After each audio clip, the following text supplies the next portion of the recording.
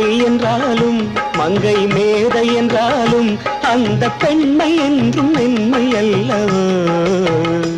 ஏதோ உண்மை சொன்னேன் கோபம் வந்ததோ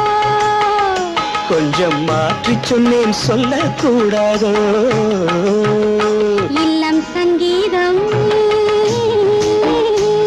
அதில் ராகம் சம்சாரம் அவள் நாயகன் பாவம் பிள்ளை ஸ்ருங்காரநாதம்